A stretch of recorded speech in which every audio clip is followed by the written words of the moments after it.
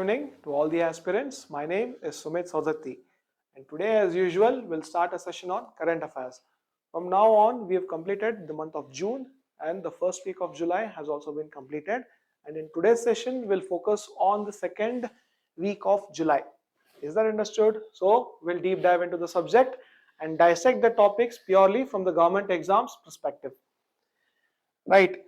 The first topic which we'll take from the state is about the rising number of heart attacks, the spike in the heart attacks. It has been reported in the newspapers that the state of Karnataka recently, in just the period of 40 days, there were 24 cases of heart attacks where people have collapsed automatically. Is that understood? So we'll focus this topic. So looking at these statistics and data, the government has appointed a committee under the director of Jaydeva Institute, right? His name is Dr.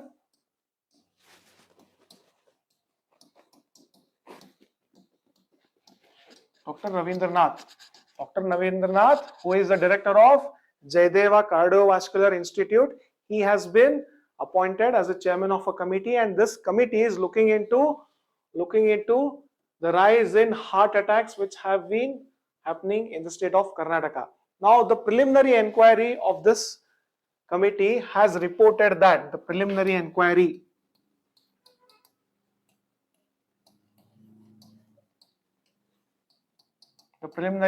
has said that the spike in heart attacks are not unusual. It is not due to the after effects of COVID-19 or the after effects of COVID-19 vaccination. Many people have believed that these instances are happening because of COVID-19 vaccine and also COVID-19 affected individuals. But the preliminary inquiry of this committee has said that the rise in heart attacks is not unusual, and it is definitely not due to the COVID-19, the after effects of COVID-19 as well as the vaccine after effects are not related to the rise in heart attacks. It has been found that all those 24 individuals who have actually died due to heart attacks, among them there were 4 individuals who had history of other disease, and the rest 10 people, the other 10 people, they had reported a history of heart disease prior to the incident. They had reported heart disease prior to the incident, and the rest 10 people, they specifically belong to the class of taxi drivers and auto drivers.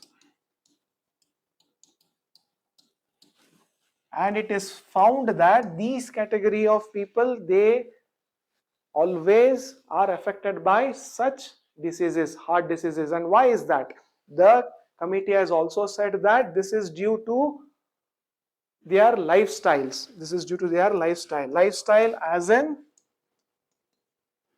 as in consumption of tobacco, smoking, and rise in alcohol consumption,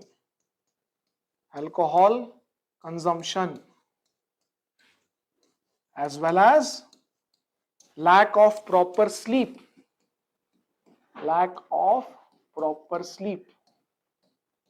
and also lack of physical activity.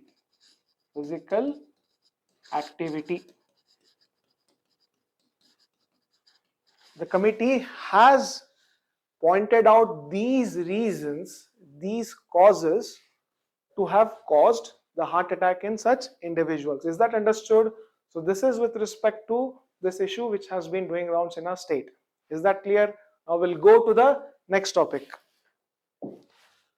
Recently, in the state of Bihar, I think we will be having elections in the state of Bihar in the month of December. Now, there has been a rising criticism against the Election Commission of India. The Election Commission of India is the constitutional body which has the authority to hold elections to the state legislatures, the parliament, as well as the election of president as well as vice president. So the Election Commission of India was recently criticized. It was criticized for the fact that in the rise in number of electors in Maharashtra Assembly abruptly it has been reported in the media that the general election, which was held in the month of April-May 2024, and the state elections to the Maharashtra legislature, which were held just 6 months after the conclusion of the general elections, it was found that the voters list has reported rise in the number of voters. There were up to 45 lakh voters who were added into the voters list just in the gap of 6 months.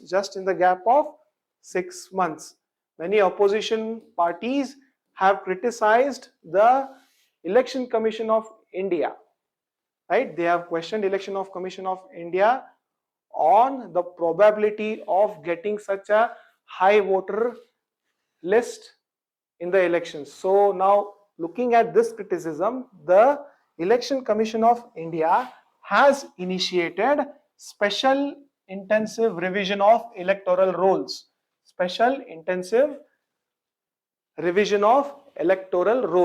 Now, since in the month of December, Bihar is going to elections. Bihar is going to state elections. The state of Bihar is going to state elections. And in order to not repeat the same mistake which has been raised by opposition parties, the Election Commission of India has started this special intensive revision. Now, in this special intensive revision, what the Election Commission of India is doing, that it is fixing the electoral rolls.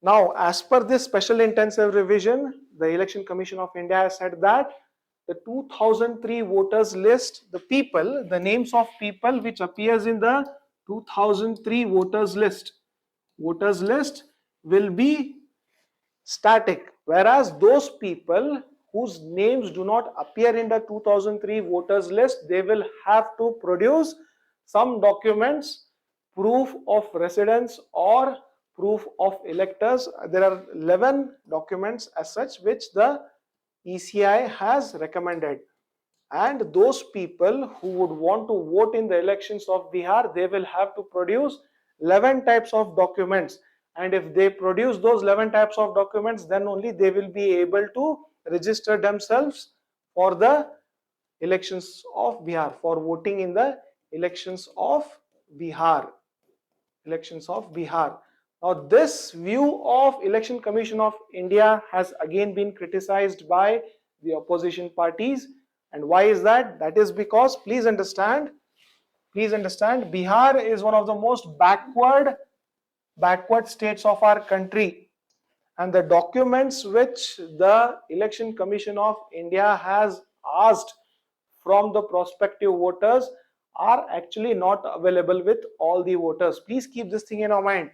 One among the most important documents which they are asking is birth certificates.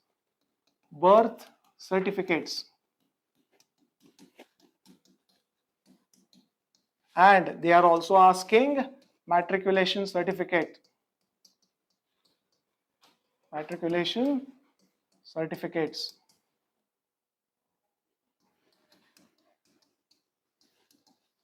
Along with this, even if that is not possible, they are also asking proof of parents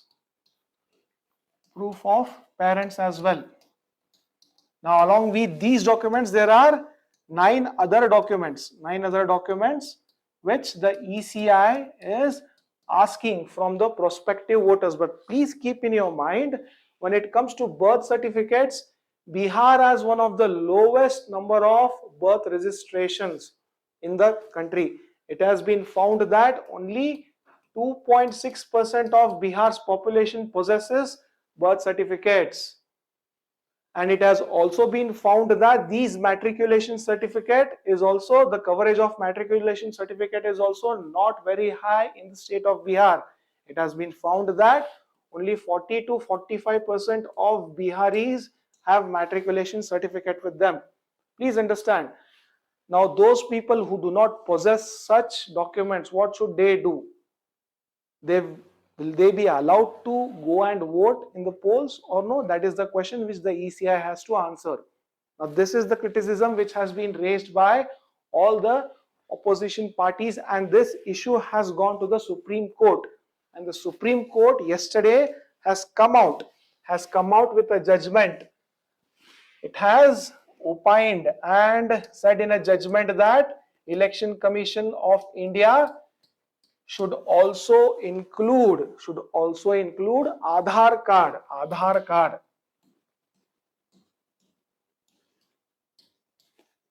card, election ID, place of residence,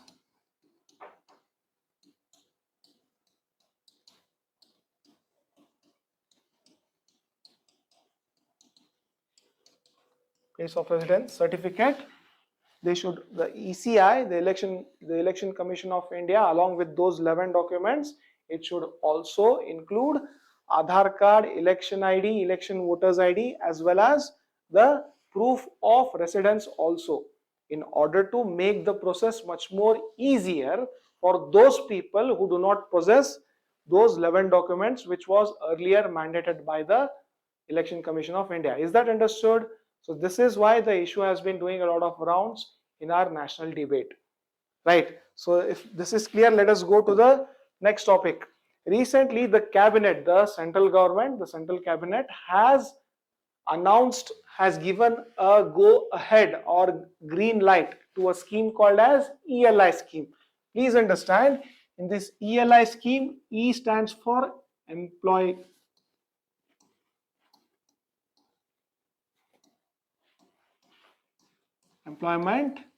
linked incentive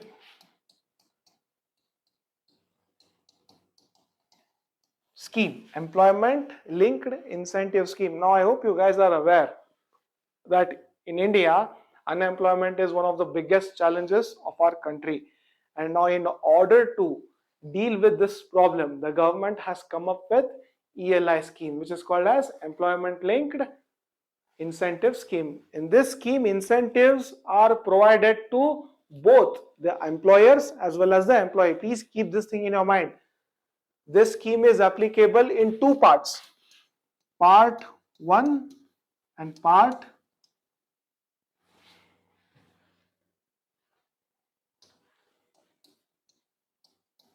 2.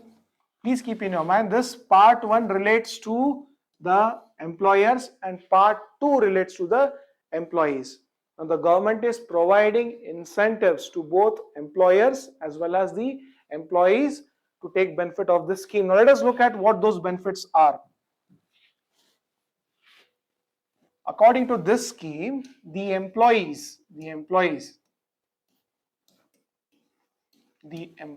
will be getting up to rupees 3,000,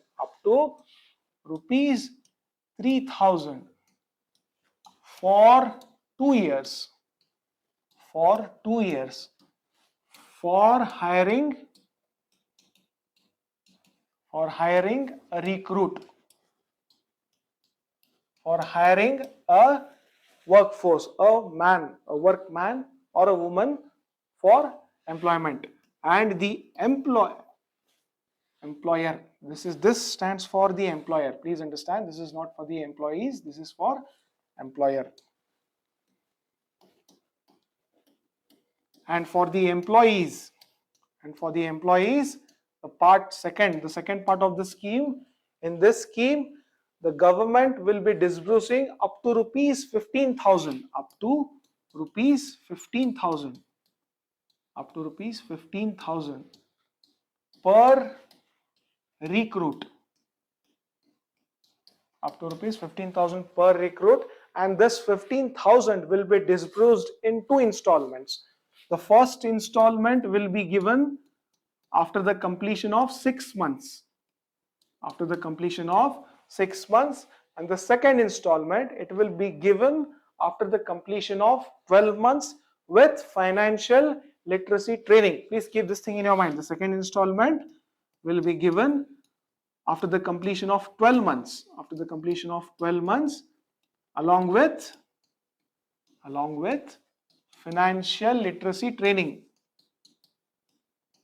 financial literacy training. So there are two parts to this scheme. Please keep this thing in your mind. The first part relates to the employers, and the employers, for recruiting every workforce, every single person, they will be reimbursed with rupees 3,000 for the period of 2 years. Right? Is that understood? They will be given 3,000 rupees. And for the employees, rupees 15,000, up to rupees 15,000 will be given to the employees. And that 15,000 will be given in two installments. The first installment, it covers for the duration of 6 months, and the second installment will be given after the completion of 12 months, provided they attend this financial literacy training. Please understand. Now let us look at some specifics of this scheme. The government has set aside rupees 99,446 crores. Rupees 99,446 crores to implement this scheme. Along with that, the government aims to employ 3.5 crore of people in employment. And it is also planning to, in this 3.5 crores, they are planning to hire 1.92 crores of fresh recruits.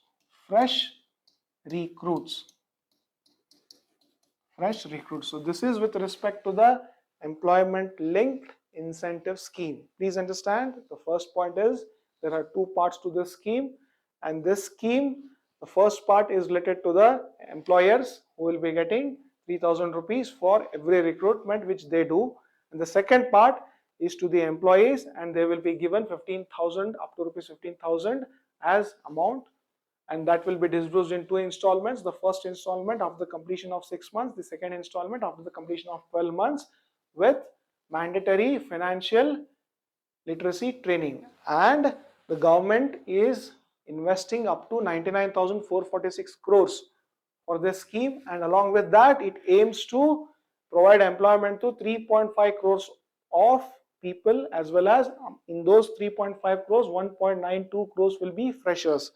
You'll have to keep this thing in your mind. And this scheme will be launched on 1st August 2025. And the duration of this scheme is for 2 years. Please understand, this 2 years is for all the industries, but however, in order to promote the job growth in manufacturing sector, in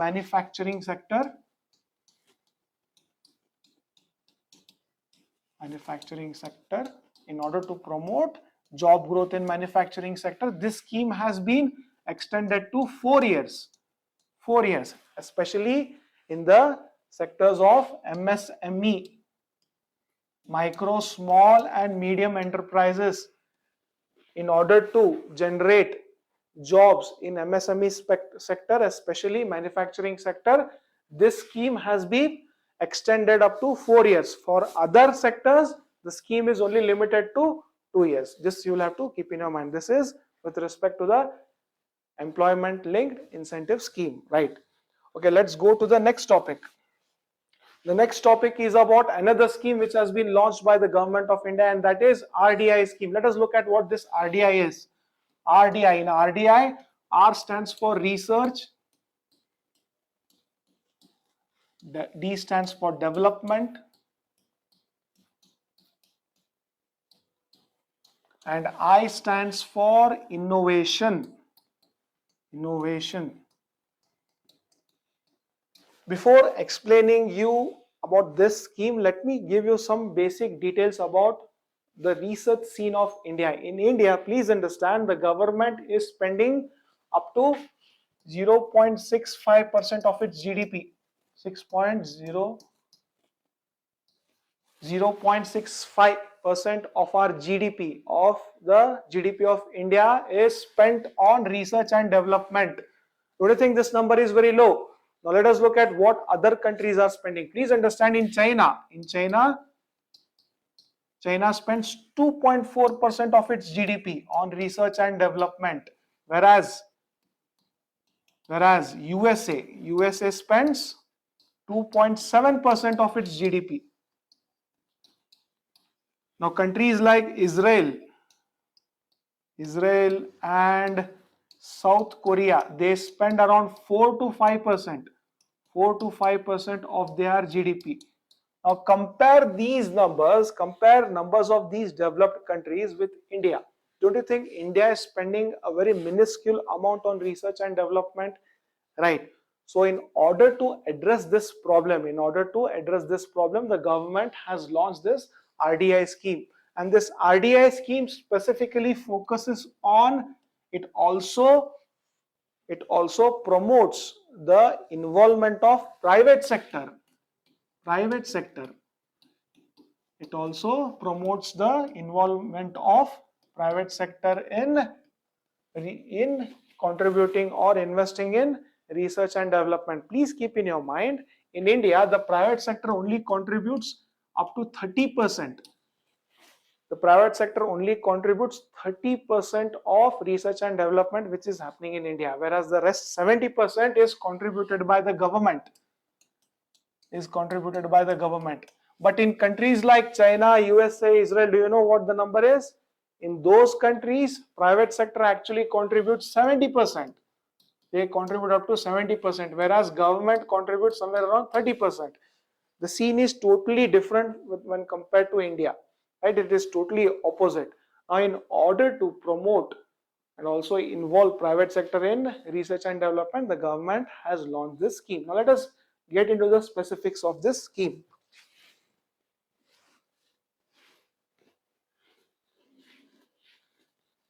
Under this scheme, the government has launched a foundation, and the name of that foundation is Anusandhan National Research Foundation. This is the driving agency for this scheme. The name of this scheme is Anusandhan National Research Foundation. Now this scheme, it will be handled in two tiers. Tier 1 and Tier 2. In Tier 1, the basic thing which the Tier 1 does is that it helps in policy formulation.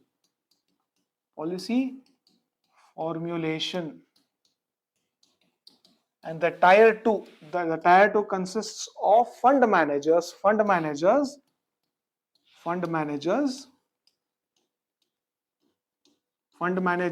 who will disburse loans, which are low interest or which come with zero interest. You'll have to keep this thing in your mind. There is this foundation called as Anusandhan National Research Foundation, and this is the nodal agency to implement this scheme. And under this foundation, there is actually a multi-tiered setup. This multi-tiered setup, the Tier 1 or the organization on the Tier 1, it takes care of policy formulation, And the tier 2, it consists of fund managers who will disburse low interest or zero interest loans. They will disburse this to whom? First, we'll have to understand that it has been formulated in this policy that they will specifically target those sectors which are called as sunrise sectors. Sunrise sectors. Sunrise sector. What do you understand by this word sunrise sector? Please understand, this sector consists of those industries which are slowly rising now, and in the future they will become one of the most important industries which will drive the growth of the entire country. That is what we understand by the term sunrise sectors. They are, at present, they are slowly growing, they are slowly budding, and in the future whatever innovation or research happens in those sectors will definitely contribute to the overall development of India. Is that understood? Now let us look at those sunrise sectors. Those sunrise sectors concerns green energy and artificial intelligence and quantum computing. Quantum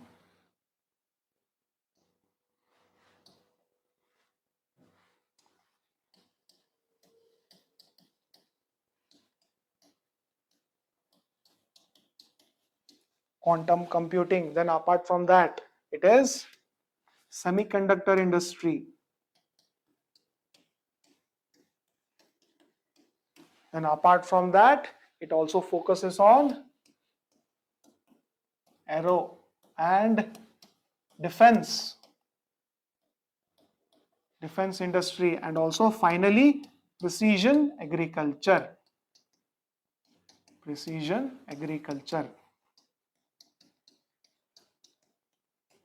Please keep in your mind, these sectors are specifically known as sunrise sectors, and this research development and innovative scheme focuses on these sunrise sectors. It will provide funds to those startups who are in these sectors, these sunrise sectors, which are green energy, artificial intelligence, quantum computing, semiconductor, then aero and defense, and finally precision agriculture. Now the government of India has set aside a fixed amount to implement this scheme, and that amount is rupees 1 lakh crore. 1 lakh crore. This is a corpus which will be used for a duration of 5 years. 5 years. This you'll have to keep in your mind. Research and development scheme. Is that understood? Research, development and innovation scheme. This is about the scheme. This was recently announced by the government of India. Right? This is with respect to this scheme. Now let us go to the next topic. The next topic talks about the World Population Day. Recently on 10th July, we celebrated World Population Day. World Population Day. This is celebrated every year, right? So this year's focus is specifically on young people.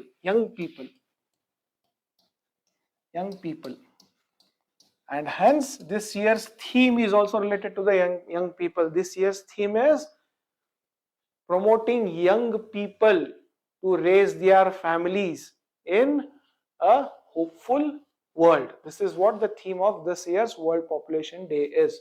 This you'll have to keep in mind. And this is celebrated every year across the globe. And this year, a lot of debates were surrounding around anti-natalism and dropping fertility rates.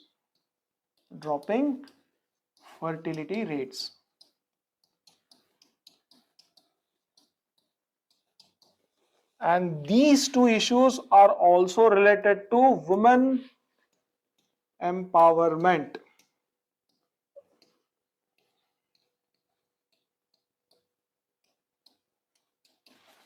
This year the debate was much more heated, and it was surrounding antinatalism. Antinatalism as in those people who are not ready to give birth. That is point number one. Point number two, it was also about the dropping fertility rates. What do you understand by fertility rates? Fertility rates is nothing. It is the ability of people to have children in their lives. That is what fertility rate talks about. And it has been found in many of the reports that the fertility rates world over has been on the declining trend. And this year's debate was specifically focused on these two issues. These two issues are linked to women empowerment. Please understand, when a woman says if she does not want to rear a child or give birth to a child, generally the debate is painted in such a way that the woman is always degraded. Now, please understand, this year's debate has said that degradation of woman just because she chooses not to have kids doesn't mean that she is a bad woman. People should promote that. People should not base their argument and paint those women in a negative way. This is what this year's debate was a lot much about. Is that understood? Fine. So let us go to the next topic. The next topic is about the BRICS summit. Recently, BRICS summit was held in the country of Brazil, Rio de Janeiro. Rio de Janeiro is a city in Brazil. And then this Rio de Janeiro, it hosted 17th BRICS summit, right? 17th BRICS summit. It is a city in Brazil. It is a city in Brazil, and the 17th BRICS summit was hosted in this country. And Prime Minister Narendra Modi from India was also a participant in this 17th BRICS summit. Now there's this declaration which is called as Rio de Janeiro Declaration. According to that declaration, what has been put forward by the BRICS summit is that this year the global governance, the global governance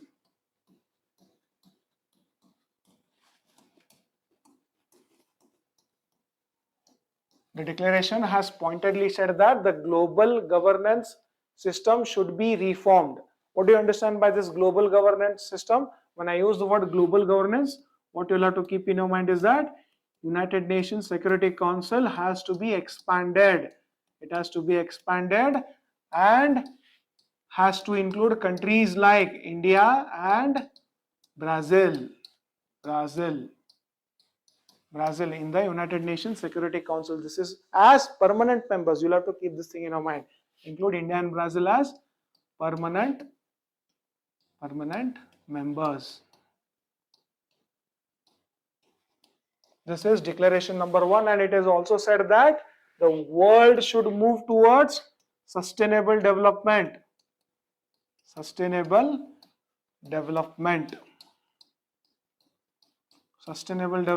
as in our development should not destroy the environment around it. We should not pollute the environment with our development. This is what sustainable development talks about. Now this year's 17th BRIC conference, it focused majorly on these two issues. The Rio Declaration has focused on reforming the global governance architecture as well as moving towards a much more sustainable development scenario where our development does not harm the environment. Is that understood? Right. So let us look at some basic facts about BRICS. BRICS was first earlier, it was first, the term BRIC was coined by a Goldman Sachs economist called as Jim O'Neill.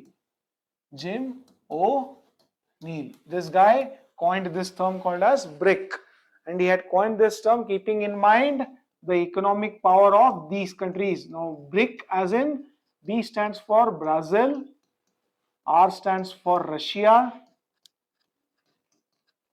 I stands for India, and C stands for China. And this BRIC first met in the year 2009 officially. They officially first met in the year 2009 in the country of Russia. Then again in the year 2010 this BRIC was expanded. In the year 2010. In the year 2010, BRIC was expanded to BRICS. BRICS. BRICS. Now this S stands for the inclusion of South Africa. South Africa. In the year 2010, what I mean to say is that in the year 2010, South Africa also joined this grouping and it was rechristened as BRICS. Is that understood?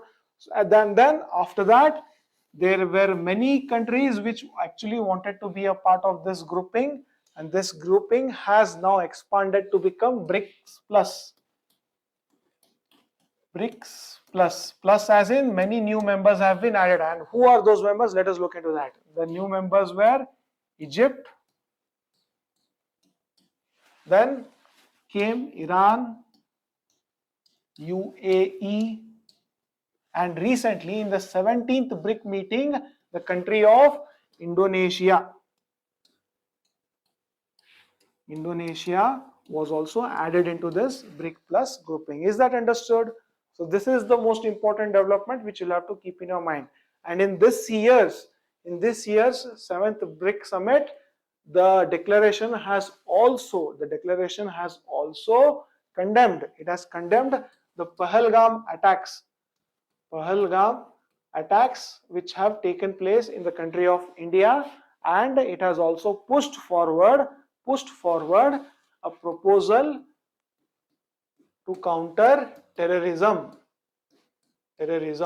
state-sponsored terrorism. This you'll have to keep in your mind. Is that understood? Okay, now let us go to the next topic.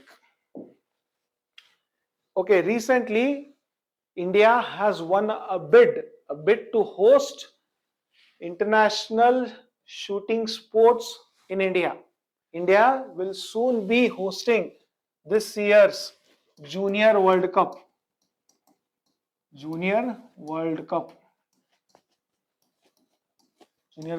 of shooting in the year 2025, and this event will be hosted in the city of New Delhi. This event will be hosted in the city of New Delhi. Is that understood? Then apart from this, it has also won another bid to host the World Cup, the Shooting Sport World Cup. Shooting Sport World Cup in the year 2027, and this event will also be held in the city of New Delhi. And this event consists of rifle, shotgun, events covering rifle, shotgun and pistols. The World Cup of all these categories will be held in the country of India, in the city of New Delhi in the year 2027. And this year, the Junior World Cup of shooting sports will be held in the country of India, in the city of New Delhi. Now this ISSF, what is this ISSF? ISSF is nothing but International Shooting Sport Federation. Now this federation is actually an organization. It is an organization which has the authority to award the bidding nation the rights to host the respective World Cup. Is that understood? So apart from this, what other thing which you'll have to keep in your mind is that India is also now aiming to host Olympics. India has now already put forward its bid or its proposal to host the Olympics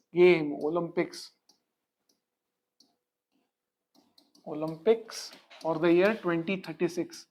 This you'll have to keep in your mind, right? Is that understood? Right, so this is with respect to the sports. Now, with this, my session comes to end.